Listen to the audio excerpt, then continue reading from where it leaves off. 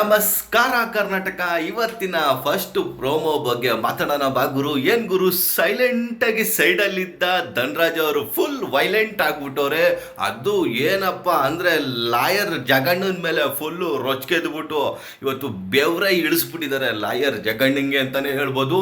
ವಿಷಯ ಏನಪ್ಪ ಅಂದ್ರೆ ಎಲ್ಲರೂ ಆಲ್ಮೋಸ್ಟ್ ನಾಮಿನೇಟ್ ಆಗಿದ್ದಾರೆ. ಆ ನಾಮಿನೇಟ್ ಪಾರಾಗೋದಕ್ಕೆ ಒಂದು ಗೇಮ್ನ ಫಿಕ್ಸ್ ಮಾಡಿದ್ದಾರೆ ಬಿಗ್ ಬಾಸ್ ಅವರು. ಅದರಲ್ಲಿ ಏನಾಗಿದೆ ಅಂದ್ರೆ ಈ ಮರಳು ಇರುತ್ತೆ, ಒಂದು ಇದರಲ್ಲಿ ಡಬ್ಬ ಇರುತ್ತೆ. ಆ ಮರಳನ್ನು ತಗೊಂಡೋಗಿ ಡಬ್ಬಕ್ಕೆ ಹಾಕ್ಬೇಕು. ಆ ಟೈಮಲ್ಲಿ ಯಮುನಾ ಅವ್ರಿಗೆ ಟಚ್ ಆಗಿ ಬಿದೋಗ್ತಾರೆ, ಫೌಲ್ ಆಗುತ್ತೆ. ಈ ಒಂದು ಗೇಮಿಂದ ಲಾಯರ್ನ ಆಚೆ ಬಿಸಾಕ್ತಾರೆ. ಯಾರು ರೆಫ್ರಿ ಆಗಿರೋಂಥ ಧನ್ರಾಜು. ಅಲ್ಲಿಂದ ಶುರುವಾಯಿತು ಗುರು ಈ ಒಂದು ಮಾತಿನ ಚಕಮಕಿ. ಈ ಒಂದು ಮಾತಿನ ಚಕಮಕಿಯಲ್ಲಿ ಏನಾಗಿದೆ ಅಂದರೆ ಧನ್ರಾಜ್ ಅವರಿಗೆ ಇವ್ನು ಯಾರೋ ಕಾಮಿಡಿ ಪೀಸ್ನ ತಗೊಂಬಂದು ರೆಫ್ರಿ ಮಾಡಿದ್ದೀರಂತ ರೊಚ್ಗೆದ್ದ ಲಾಯರ್ಗೆ ನೀ ಯಾರು ಹೇಳೋದಕ್ಕೆ ಅಂತ ಫುಲ್ ಸಿಟ್ಟಾದ ಧನ್ರಾಜು. ಏನಪ್ಪ ಅಂದರೆ ಇಷ್ಟು ದಿನ ಸೈಲೆಂಟಾಗೇ ಇದ್ದ ಧನ್ರಾಜು ಇವಾಗ ಒಂಚೂರು ವಾಯ್ಸ್ ಬಿಡ್ತಿದ್ದಾರೆ ಆಚೆಗೆ.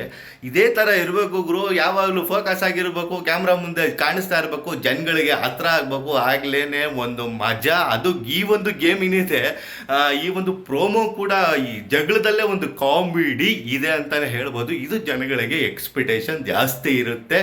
ಈ ಒಂದು ಪ್ರೋಮೋ ನೋಡಿ ನನಗನ್ಸಿದ್ದು ಇಷ್ಟೇ, ಲಾಯರ್ ಜಗ್ಗಣ್ಣ ಕೂಡ ಬಿಡೋದು ಇಲ್ಲ ಇದನ್ನ.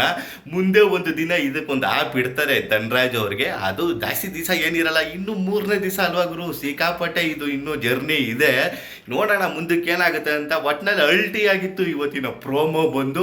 ಲಾಯರ್ ಜಗಣ್ಣ ಏನಕ್ಕೆ ಸೈಲೆಂಟ್ ಆದ ಅಂದರೆ ನನಗೂ ಒಂದು ಟೈಮ್ ಬರುತ್ತೆ, ಅದರಲ್ಲಿ ಇನ್ನೊಂದು ಪಿಕ್ಚರ್ ಅಭಿ ಚಾಲು ಹೇ ಅಲ್ಲಣ್ಣ ಜಗ್ಗಣ್ಣ, ಅದು ಪಿಕ್ಚರ್ ಅಭಿ ಬಾಕಿ ಹೇ. ಯಾಕೆ ಡೈಲಾಗ್ನೆಲ್ಲ ಫುಲ್ ಚೇಂಜ್ ಮಾಡ್ತಿದ್ಯಾ? ಫುಲ್ ಟೆನ್ಷನಲ್ಲಿ ಚೇಂಜ್ ಮಾಡಕ್ಕೆ ಹೋಗ್ಬೇಡ.